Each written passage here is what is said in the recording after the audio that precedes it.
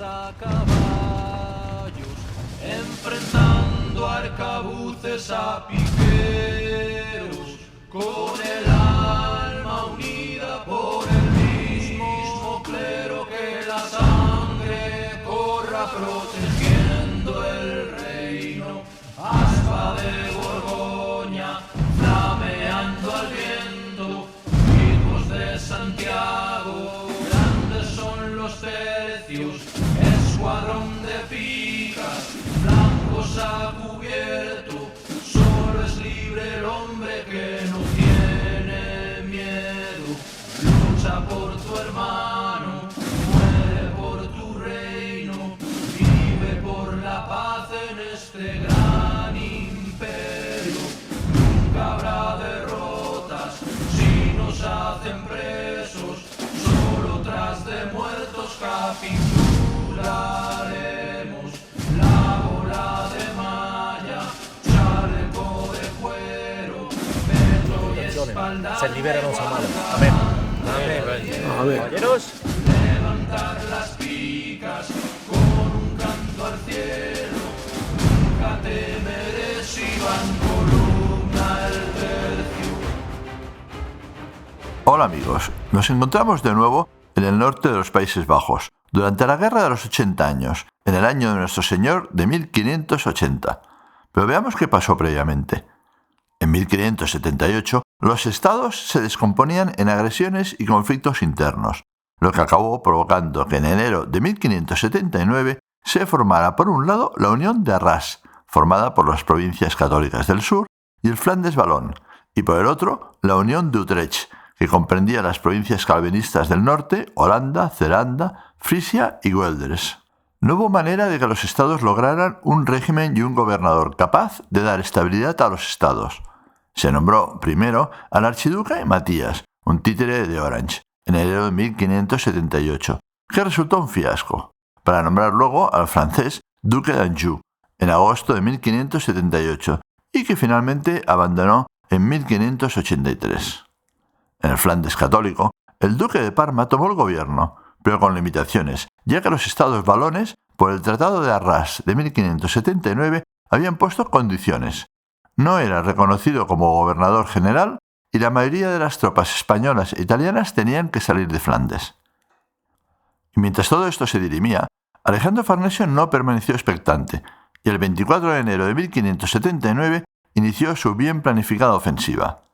Por una parte, el coronel Cristóbal de Mondragón, en un ataque relámpago, capturó los enclaves calvinistas de Kerpen, Erkelenz y, más al norte, Strehlen, para evitar de este modo apoyos a los calvinistas desde Alemania.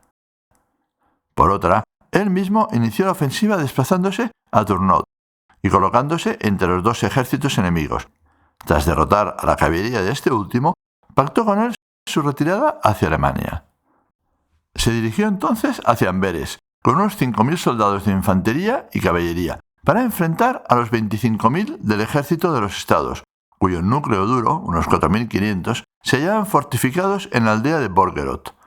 Llegado frente a Borgerot el 2 de marzo de 1579, Farnesio atacó y derrotó completamente al ejército calvinista acampado en Borgerot. Tras su victoria, se desplazó a Turnhout para avituallarse y, viendo que no era perseguido, se implantó en 6 días frente a Maastricht, esta vez ya con 20.000 hombres, frente a unos 14.000 de los defensores. Mientras asediaba la ciudad, repelió además también un importante contingente que Guillermo de Orange llevaba como refuerzo para la guarnición. Derrotado Guillermo, Maastricht cayó el 29 de junio. Poco después atacó Roermond.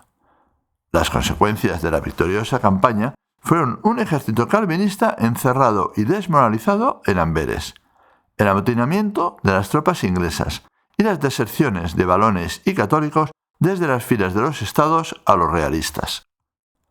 Finalmente, el 17 de mayo de 1579, la corona llegó a un acuerdo con la Unión de Arras, que aborrecían al de Orange y eran fieles al rey.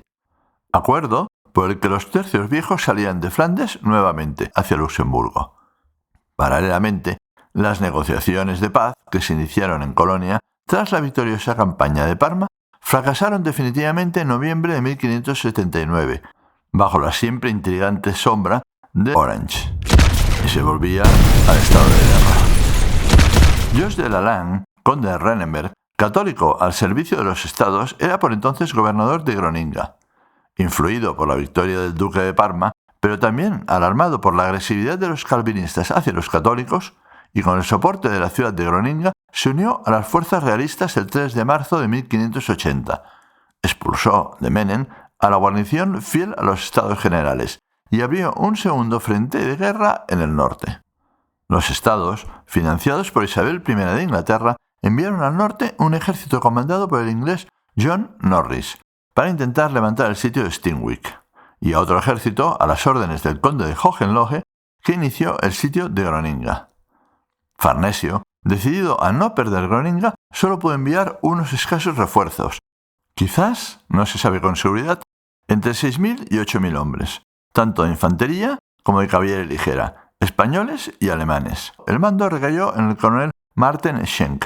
En su viaje al norte, a Schenk le informaron que Coevorden estaba ocupada por el enemigo, por lo que tuvo que tomar la ruta alternativa que pasaba por Hardenberg. En Groninga, sin embargo, Hohenlohe fue informado por sus espías de que se acercaba una columna española de socorro, y temeroso de verse encerrado entre dos frentes, Schenk avanzando desde el sur y la guarnición de Groninga al norte. Siendo muy superior en efectivos, dejó a su segundo manteniendo los fuertes que sitiaban Groninga, y con una fuerza de 10.000 hombres de infantería y unos 2.000 de caballería, se movió rápidamente hacia el sur, cubriendo los 88 kilómetros que separan Groninga de Hardenberg, con la intención de destruir a Schenk.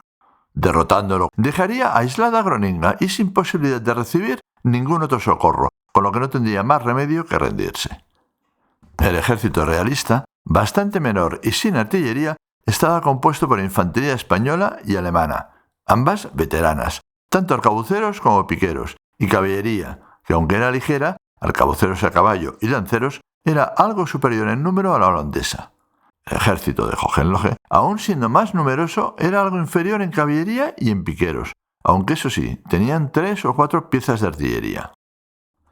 Hay muy poca información sobre esta batalla, y lo que se expone aquí es una conjunción de datos aislados de diversas fuentes, junto con lo que aporta el grabado de Franz Hogenberg de la época, que describe la batalla desde el norte, con la población de Hardenberg al sur, y el río Beiste a la derecha, solo visible cuando rodea la población, y con el ejército de los estados a la derecha y el español a la izquierda. A todo lo descrito, y teniendo en cuenta el final de la batalla y las bajas en ambos bandos, se añade una interpretación personal de lo que podría haber pasado durante su desarrollo. Hohenlohe, en su rápida y agotadora marcha desde el norte, debió seguramente cruzar el río Beiste a la altura de Coevorden, ciudad en poder de los estados, y en lugar de dar reposo a sus tropas, decidió seguir avanzando y bajar por la margen izquierda del río. Mientras se dirigía hacia Hardenberg, se detectó la columna del ejército español dirigiéndose hacia ellos, y desplegó sus fuerzas sobre una zona de suaves colinas en la margen izquierda del río Beiste. Su artillería, posiblemente 4 piezas, en el centro, flanqueada por unidades de arcabuceros. En el ala izquierda colocó sus escuadrones de caballería, entremezclados con unidades de arcabuceros para poder contener a la superior caballería española, que venía directamente hacia ese flanco. Y en el flanco derecho colocó unidades de arcabuceros con los escasos piqueros que le acompañaban. Mientras tanto, la columna española, ya sabedora de que el enemigo se había desplegado enfrente, inició su propio despliegue. Los escuadrones de arcabuceros a caballo y lanceros se desplegaron hacia el flanco derecho. Las unidades de infantería, arcabuceros con sus cuerpos centrales de piqueros, se fueron abriendo y formaron una línea que constituyó el centro y la izquierda española.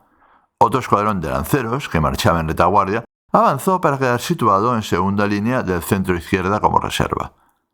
Contrariamente a lo que solía suceder en la época, el pequeño ejército español no se detuvo durante su despliegue, sino que siguió avanzando a paso firme y resuelto, lo que pilló por sorpresa al ejército de Hohenlohe, que todavía estaba ajustando su despliegue.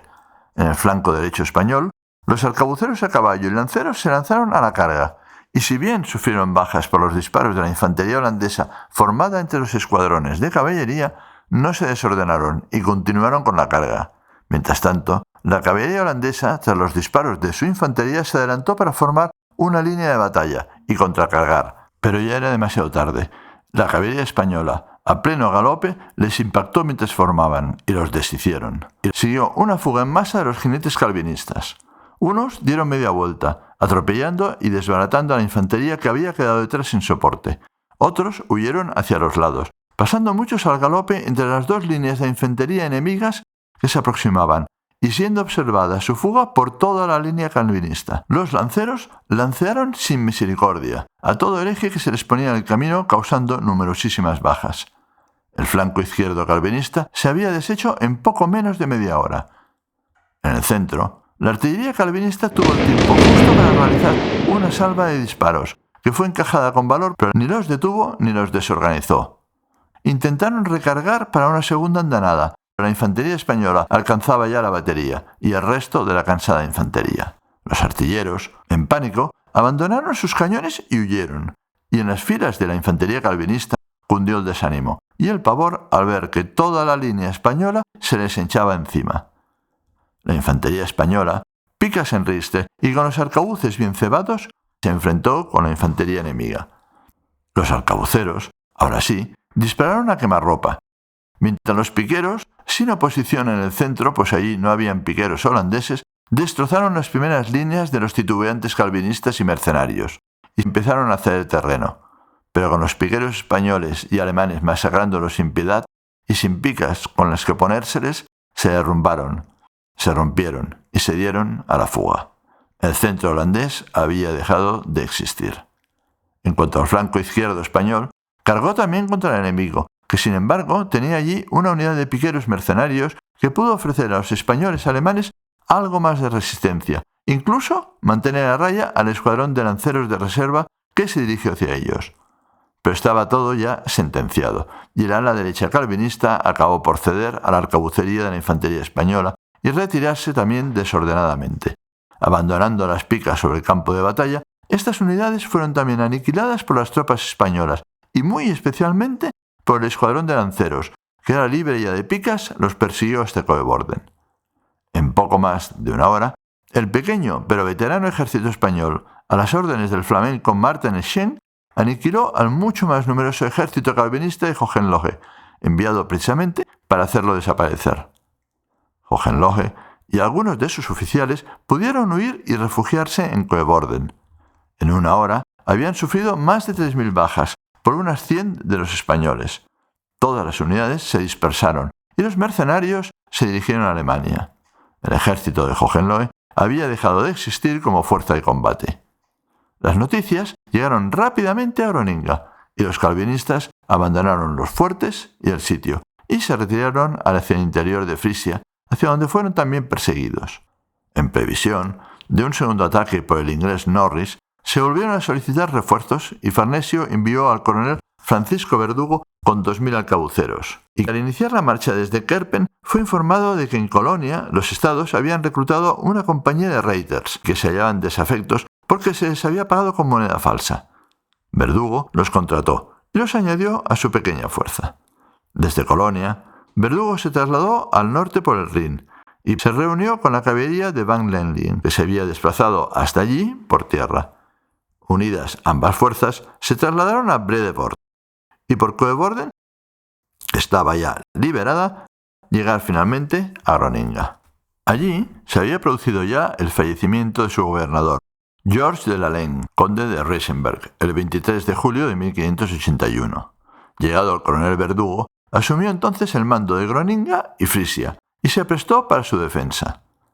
Pero si bien la ciudad de Groninga estaba a favor de la corona, en el campo sucedía lo contrario, ya que la mayoría era de credo calvinista y favorable a los estados, por lo que sufrió constantes agresiones. Aún así, Francisco Verdugo, el 30 de septiembre de 1581, derrotó al famoso general inglés John Norris en la batalla de Nordhorn. Pero eso es ya otra historia y otro capítulo de esta serie. Y si este capítulo os ha gustado, no olvidéis suscribirse, darle al like y activar la campanilla para ser notificados de los nuevos vídeos publicados en este canal.